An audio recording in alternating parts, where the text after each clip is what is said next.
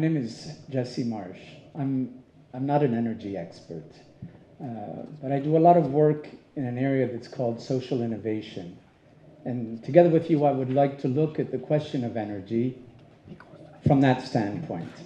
And I'd like to start with a question. Who does energy belong to anyway? It's easy for us to forget what a wonderful thing energy is.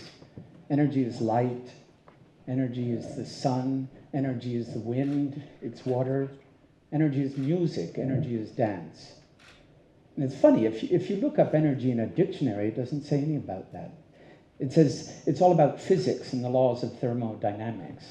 And if you look at a newspaper, it doesn't say anything about that. Energy is all about the stock market, wars, companies. If you look at your bank account, you realize that energy is something you pay for. Did you ever wonder why do we have to pay for energy when there's so much energy around us? I remember when I was a kid and my mother was paying the bills, doing the checks and so on, she always used to complain and say, if I could just capture the energy that you create, I could save so much money. Well, why do we pay for energy? You pay for energy because somebody sells it to you. And the people that sell it to you, where do they get the energy from? You know, we don't really know, but we know it's probably not very nice. This is an image of a coal mine, and it's from the 30s. This drawing, but it gives you an idea of how we know deep behind us that when we turn on the lights, we are ruining the planet. Wars are caused over energy. Human suffering is caused over energy. But when you turn on the lights here, you don't feel any of that. It's all so nice and clean. It doesn't hurt. But that discrepancy between turning on and off the lights painlessly and what energy causes is at the basis, is very much at the heart of the big crisis we have today. Today we are, and everybody, those who want to recognize it know it, we are in the middle of a very deep crisis, a structural crisis. If we ever get out of this, the world will not be the same. Our society, the way we organize things, will not be the same as it was before. We are not going back to the way it was. So the idea is, let's think about things a little bit, and let's try and imagine new possible scenarios so that we can get there as quickly as possible. So let's sort of see what's going on with the question of energy. I'd like to sort of look at it not from the standpoint of economics or the environment or technology, which is what most people do, but from a territorial standpoint. This is a picture in the 1940s, a little romantic, of an oil rig in Texas, I presume. And you see there are two interesting things you can see in this picture. Number one, it's on somebody's land. The oil there belongs to the guy, we assume, who lives in that house. And if you want that oil, you've got to talk to him, okay?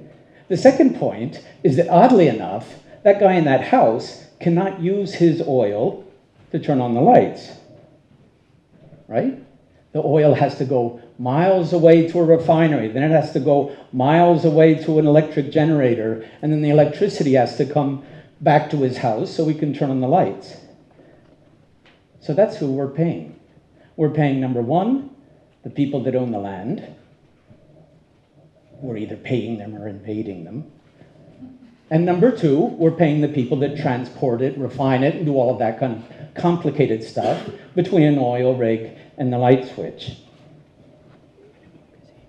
Now we have renewable energies, and we can feel good, right? We can turn on the lights and feel clean, because this is clean energy, infinite energy. It's wonderful. But when you turn on the lights, are you sure that it's coming from there? We have no idea where the energy is actually coming from that comes into our houses. Maybe, what do they say, 23% is coming from there? Well, where's the rest coming from? We have absolutely no control over this situation. And if you think about it, those things are on somebody's land, probably in Holland, I'd say. And those things are far away. The place of production is far away from the place of consumption. So with renewable energy done this way, we've solved their problem, but we haven't solved our problem.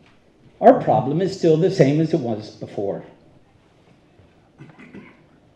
Wait a minute. Weren't we talking about the wind? Weren't we talking about the sun? Does the sun belong to anybody? It belongs to nobody. It belongs to everybody. Does the wind belong to anybody? Nature is ours. It's ours to keep and protect and to take stewardship over. Maybe we could take the opportunity of renewable energies to rethink the whole thing all over. Maybe energy doesn't belong to everybody, and maybe it belongs to everybody. This guy sort of thought it out for himself. This is a picture taken from The Guardian, and he looks very happy and proud. He's got his little solar panels on the wall. He's got his micro generator up there on the roof, and his light bulb is on. He's done it himself. He's managed, right? So he's he's got free energy, belongs to him. The wind belongs to him as it belongs to anybody. But there's a little problem here. The light bulb is on, but it's daylight out. What happens at night? Maybe he hopes it's a windy night, right? To make up for the light. The truth is that you can't do it alone. That's a nice idea, and a lot of us, if you have a roof on your house or if you have a little bit of land, have thought, why don't I put in solar powers and get rid of the electricity company? But you can't do it alone.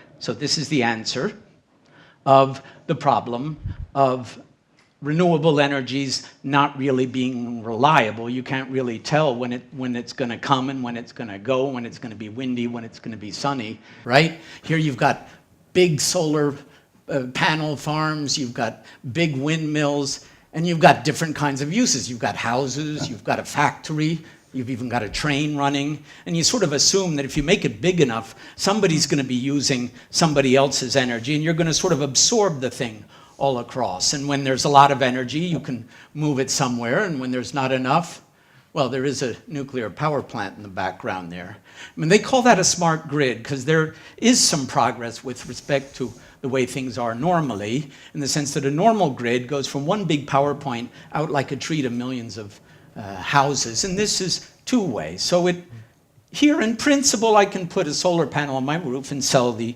electricity to the electricity company, but we all sort of know that. This is quite a different thing. This is called a microgrid, and it's bigger than that guy standing on the roof, but it's smaller than the sort of millions of whoever that a utility normally services. And in fact, in the middle of this drawing is the word community. Okay, that's rather interesting, because here is an idea of a distribution of energy that belongs to the community. They've got all sorts of little things on the top and the bottom. They've got micro generators, solar, wind, whatever. They've got storage things. And it is managed by a community, at least in theory. This is a technology diagram, but that's where I'm heading. But the other interesting thing is that to the left, you may not see it, there's the microgrid controller, and then there's the link to the grid. That means that in this community, instead of hundreds and hundreds of electricity meters, there's only one. You may have to go out to the grid, but it's the community that does it. It's the community that pays the bill. Now that's quite interesting. And in fact, the technologies for this practically exist.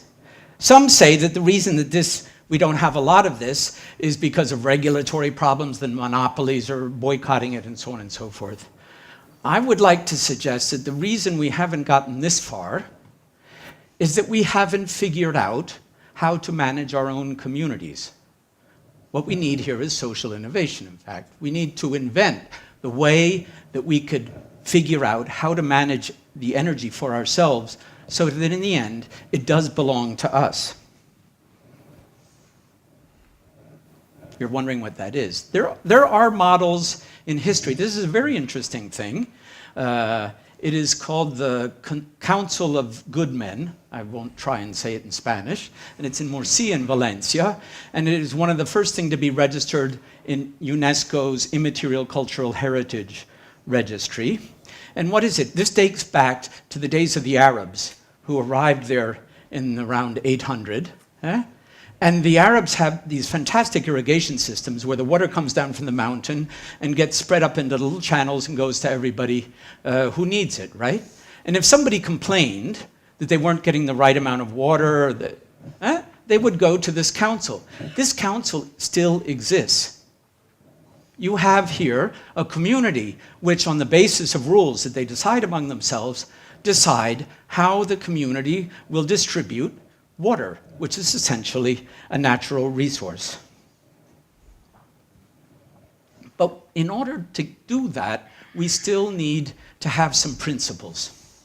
Now, this is a miniature from St. Augustine's City of God, written in the 5th century AD.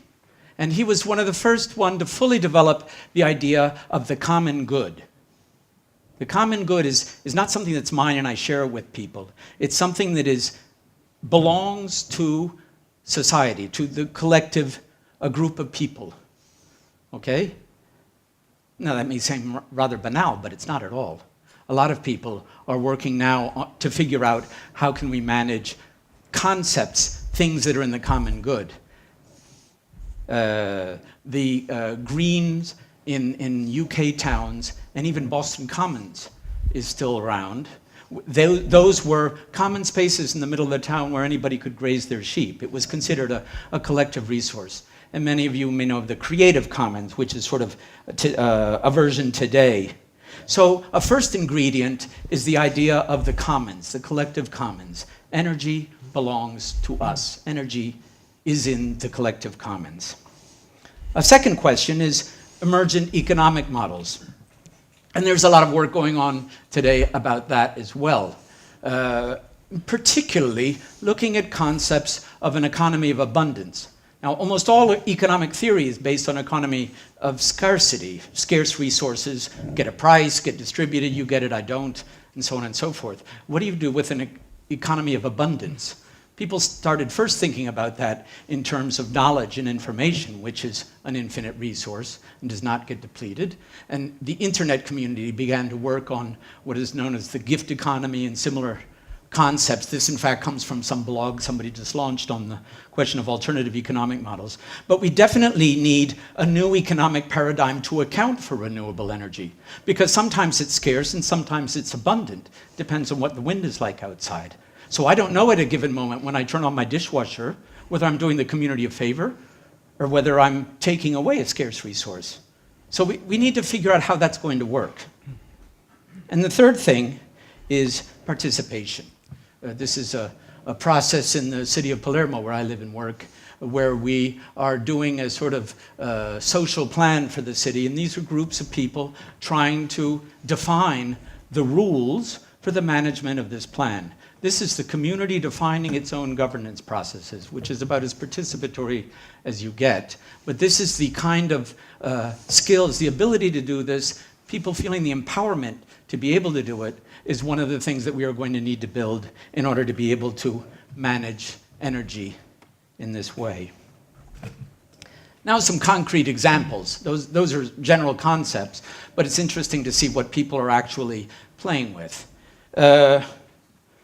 Of course, if we go back to the dishwasher problem, it makes a big difference if I know in that moment what I'm consuming, what other people are consuming, how much energy is available. Metering, micrometers, meters that can be put onto every appliance and every point in the energy network are very important. The visualization, the ability to send all of that information to the internet and see it, and the ability to act on it, to turn something on or off remotely. This is interesting because this comes from the Periferia project in Malmo in Sweden. And this was, their idea was called Hack Your Energy. because they worked with people to build their own meters. I mean, you can get them if you really want to through eBay or something. But by building their own meters, people really thought a lot about what are we actually doing? What does it mean to know how much my toaster is consuming now? And this thinking about it, the different people in the housing complex began to think about it together and think collectively. And they started wondering about metering the light in the stairwell and think collectively about their energy consumption. And all of that coming from the fact that they decided not just to buy the thing off the shelf, but to help people to make their own. Another example, this is a school in Helsinki, the Save Energy Project it was called, and they had the school children with these meters and stuff, sort of put them into competition to see which class could figure out the best way to save energy in the school. Well, you know what? They discovered that the biggest energy consumer in the school was the kitchen, because the cooks came in and turned on the oven just right when they got to work, and then so the oven would be warm when they decided to put something into it or not. And what did the school kids do? They negotiated with the chefs about consumption of electricity in the kitchen. And they actually redesigned, if you can call it design, the school menu for the week in order to be able to use the oven some days and some other things. They ended up saving 25% of energy consumption in the kitchen. And finally, this is an example from the Central Lab project in Trentino. And here, this is a small mountain town, Campodeno, which is working together with citizens to look at the public lighting in the town. Public lighting is a big thing, but the important thing is that the city is taking the lead. The city, which is a big user of electricity and can be the lead user in getting microgrid concepts off the ground. So that's the end. But perhaps it's also the beginning, because we are at the beginning of this kind of thinking and this kind of work. We're at the end of an old era. We are hopefully at the beginning of a new one. But we are going to need to think collectively and to think creatively. And above all, we're going to need to experiment with ourselves, and our families, and our communities. Thank you very much.